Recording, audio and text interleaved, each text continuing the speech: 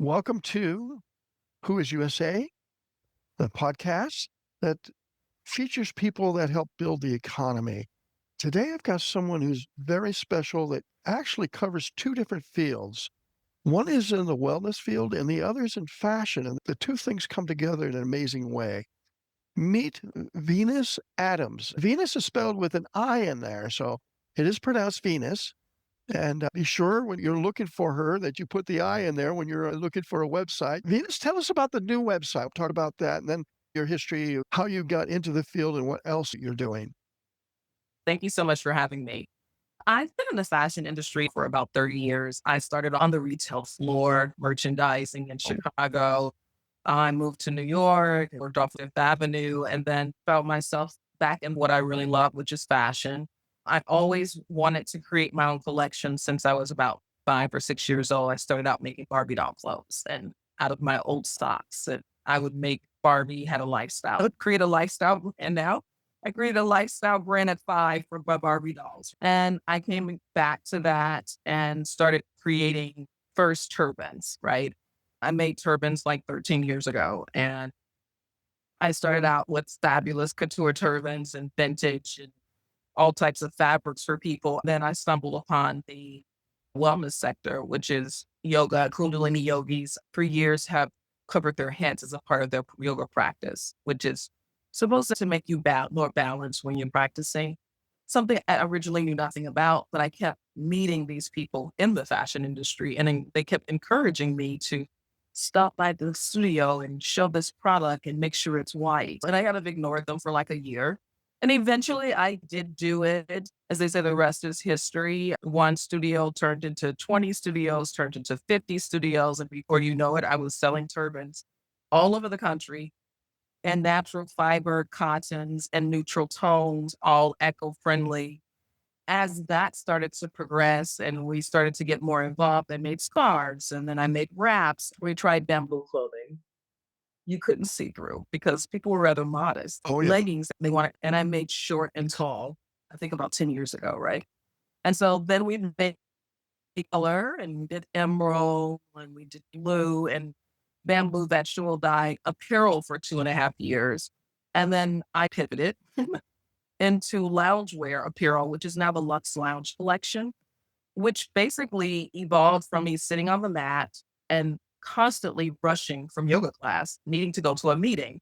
So the number one space that's the most busiest in the yoga studio after class is the women's restroom.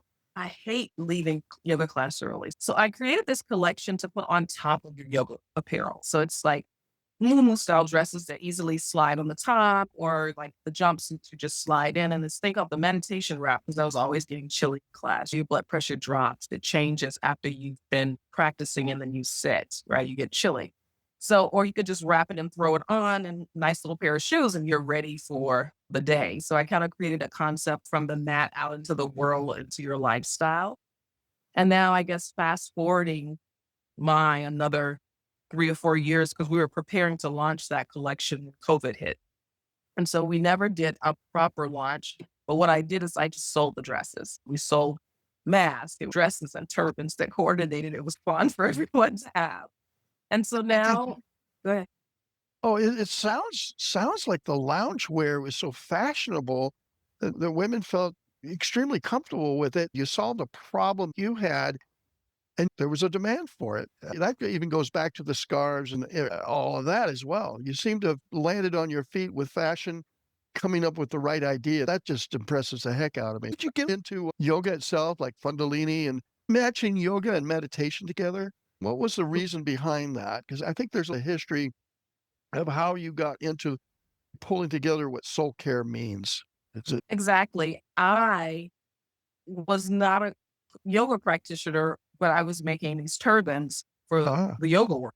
And my customer asked me to stop by Golden Bridge Studio that used to be in Hollywood. It was Bring a Friend Friday.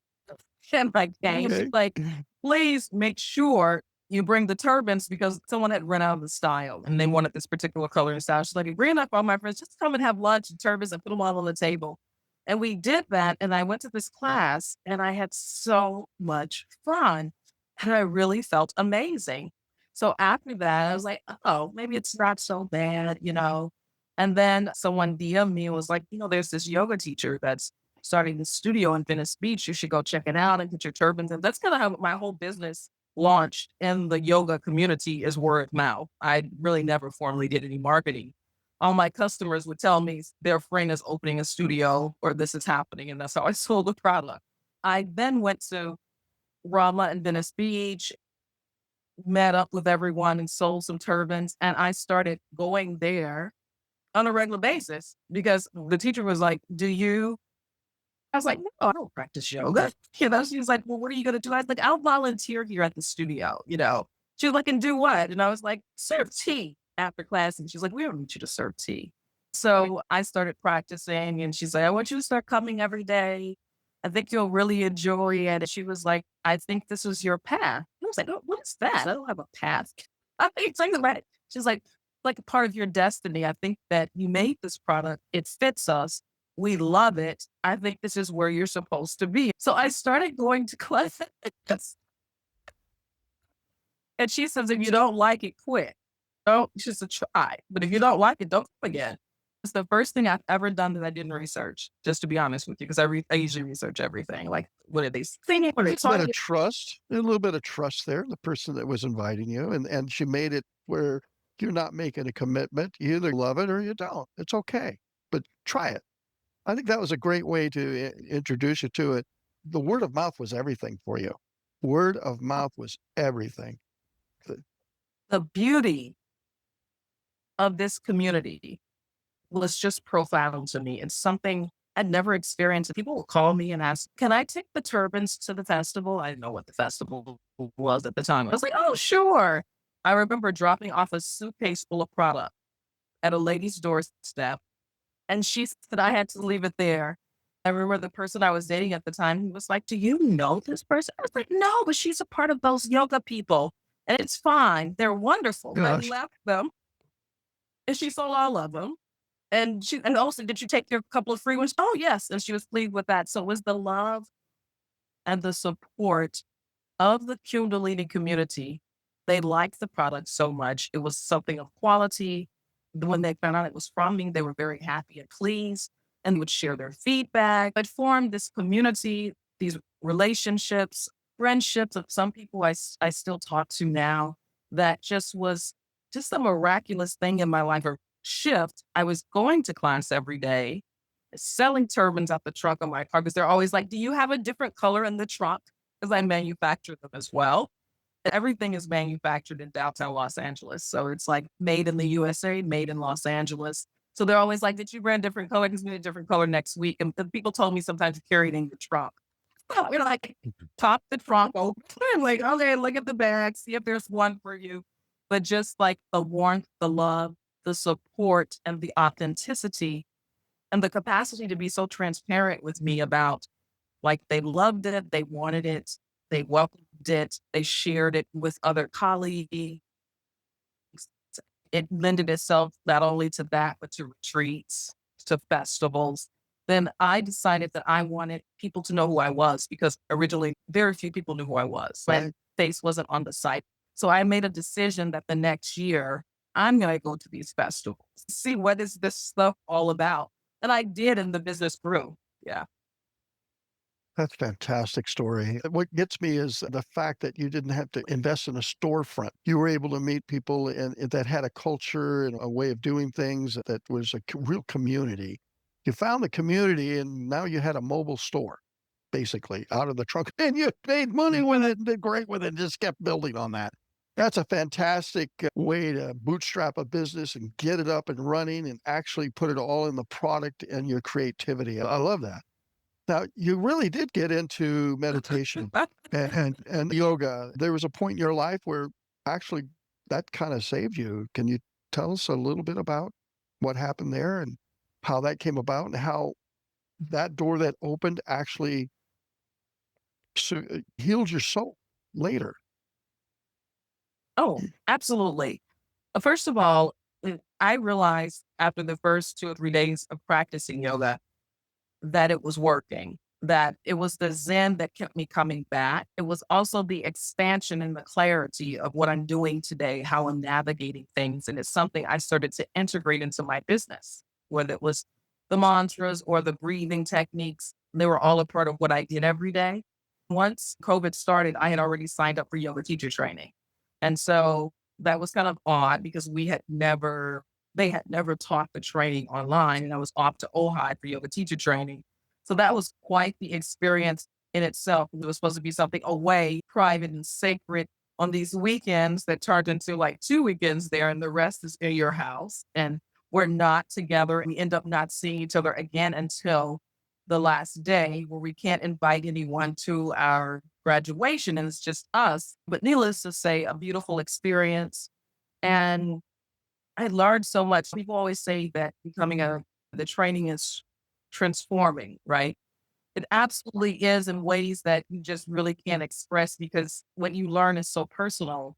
It's so profound to you and the essence of who you are. And this expansion of a way to view something, you get to open and expand on yourself, others, and the world because everything we do is about communications, right? And where everything is about relationships, how you're choosing to relate to yourself in the world.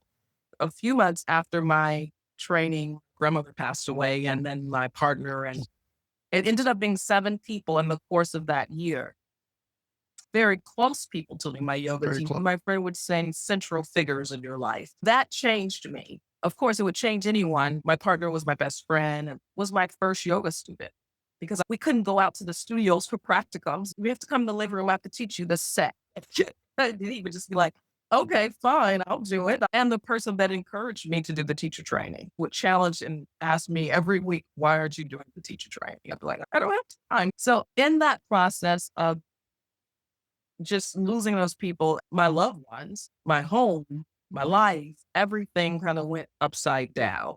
And I was definitely feeling lost, a lot of fear, because like, who am I now? What am I doing? And emotionally distraught, right? It's trauma.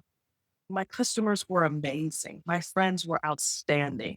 I didn't know what my customers did for a living. I didn't know who had retreats or who was this practitioner, therapist. And for the people that I shared it with, they just came forth with full open hearts and expansion to me, whether they were like, please come here and heal with us and please do this. So I did those things and my practice became really prevalent to keep up. Just heartfelt gratitude to the customers who became friends that became like family with the phone calls every week, the check-ins or visiting their retreats and feeding me and allow me to rest and just be. I just started taking these practices in a more personal way and how they allowed me to be grounded in making there's a lot of decisions you have to make when all of these things happen. And, technically they say you should make executive decisions when close loved ones pass in your life for 2 years. And I was making them like this. And at first I was still running the business. In that process, I learned the true meaning of aromatherapy because I couldn't sleep at night. And then Oh, the morning walks that were like before were optional, now it's a necessity to get me out of bed because you're tilting daily on the cusp of depression, not wanting to be out of bed. The beauty and the grace of mantra music, right? To just like transform my mindset, when you go in that space where wishing for the person or wishing my life was the same that it was before, or how can I move forward and what should I do next? That snap of change of mindset that music can do for you, the sound therapy, that it can just take you from this state to that state. And then as you stabilize with all those modules, right? The affirmations that I started to teach myself. I listened to other people affirmations. I did retreats in person, sound baths a lot of with customers and friends from the community. And then I started hosting them. That was fun and challenging at the same time. grief in itself is so personal. And yet you had a community there and you found the people that had the skills that could impart that to you that made you stronger. How could you ever get to the point where you can make decisions quickly when you're coming out of a traumatic period in your life? I remember 2002, it's been 20 some odd years, lost my mother and father within a month of each other. It's like running into a brick wall. You go into the parent's home and you're standing there and you see everything.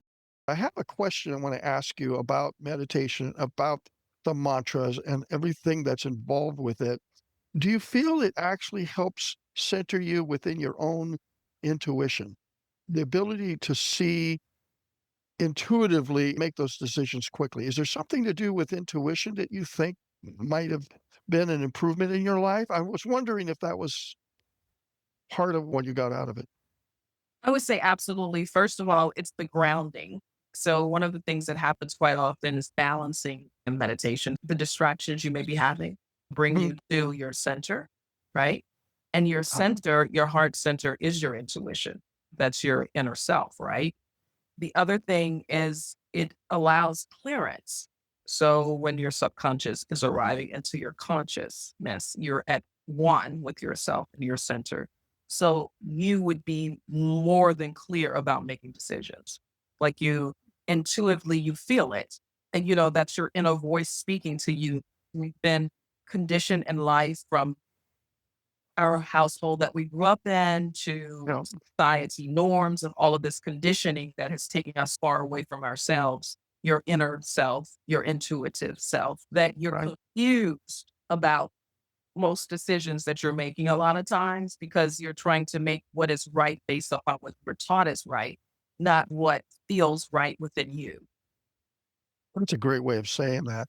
I've always thought that when the heart and mind are working together, where intuition seems to come from, whereas we always have these feelings in our gut sometimes, to me, that's fight or flight kind of thing going on. How does that fit in with heart and mind? But heart and mind seems to be more 100% right when that's working, whereas your gut might be wrong half the time. Just wanted to share that with you and see what your thoughts are on that. Well, all three of those are chakras. So They are. your navel, your heart. So when the Kundalini rises, right, the energy is rising up and out and full. So when those three connect, that's when you're in your happy space, that Zen space that you get because you're now in harmony. The other part that I teach daily in these self care practices in my classes and workshops is it's okay not to know everything. So part of the knowing is I'm not sure, I don't know. And that's okay too. Right? Because if I walk this path, allow myself, have my practice, and I listen to myself, the answers will come and the time that it's meant for me to have it. When I think about the work you've done in both these areas, being design, Mm. being creative, and having the foundation of mindfulness, I get it. You have a great line on your website that says mindfulness meets movement. And to me, that's where you come in with the Kundalini and the whole thing right there. The second line, I think, was a holistic wellness with sustainable fashion. And how those two things come together, how other people see you and how you see yourself and how you dress. When you're comfort in your own zone, I think you have your power within you. I think I'm learning a few things from you from what you're telling me. I'm sharing with everyone here. I love it. So, what are the plans coming up? You've got the new website coming up, but is there a way on your LinkedIn where people could sign up for yoga instruction or anything like that? How do people get a hold of you now? So right now we are in the process of launching soulcarewellness.net, which is our Now. new site, which is about nurturing the body, the mind, and the spirit.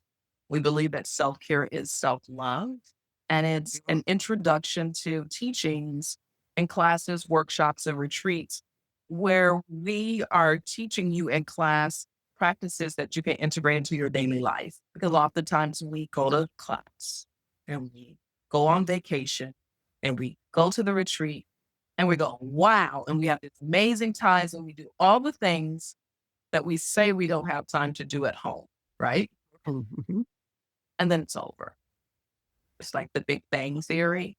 So, my intention in this platform is to leave with you offerings of practices that you can take away, whether it's a 1 or 3 minute meditation listening to an affirmation in the morning or in the evening, or listening to your mantras to allow you to sleep more peacefully. Whatever that is, your self care practice is to be brought with you and you start utilizing what you've learned. It is the protocol that I want to introduce to people. Right now, I have a Square site that's Yoga with Venus that you can go to on Venus.net. The Soul Care Wellness platform is linked to Venus.net, where you can click that link and you can sign up for a class or do an inquiry if you have anything, because I also teach at hotels and retreats and things like that. So if you have an inquiry for your company or you have something coming up, a conference or anything, you can always inquire. And the LinkedIn profile will probably be updated if that's on there, but we'll also have the new site link to the LinkedIn profile. Always keep your online assets linked, of course, that as far as continuity goes. Will the new site, are you thinking or have you already thought this out about building a community around it where you have a community built into it type of thing? Is that a possibility or?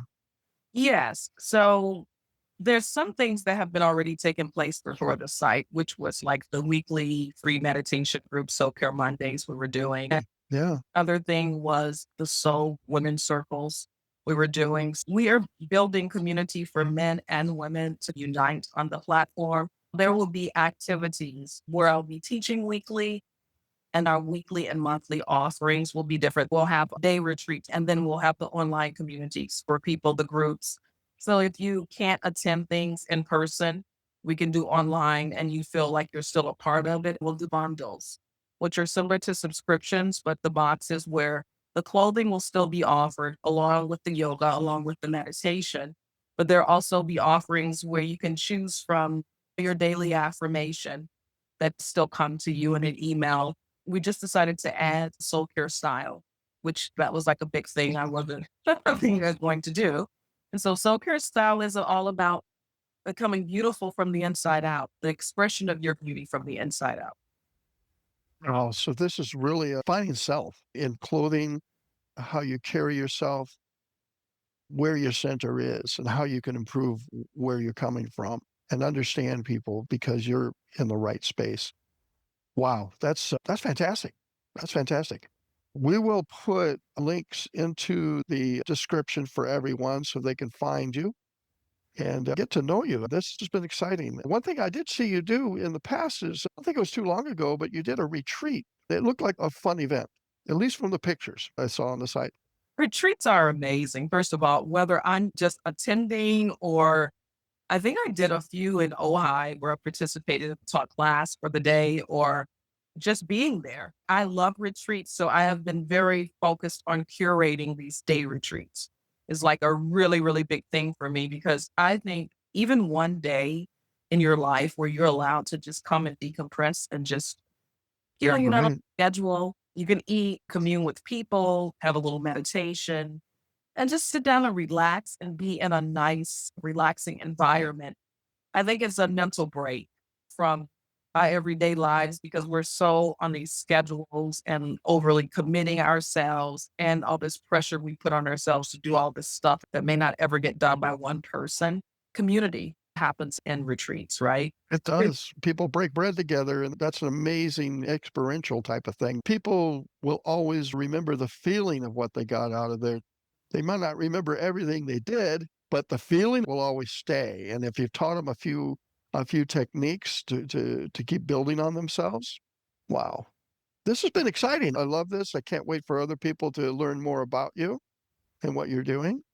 Thank you, Venus Adams. This was an awesome time. I'm excited. Hope we meet again and see just how far you progress in the future, with the new site and the other things that you're doing, the events that you put on and everything. Is life is about growth, and you certainly are nailing that down. Thank you. I really, really appreciate you having me. So we just want to be feeling beautiful and loved up from the inside out. Beauty is your reflection of beauty comes from within, but the outside is an expression of what's happening from within. How do we nurture that and make you feel absolutely amazing on a day to day basis? Is the goal, right? We can make a poem or a quote out of that. Thank you again. And until the next time, thanks, Venus. Take care.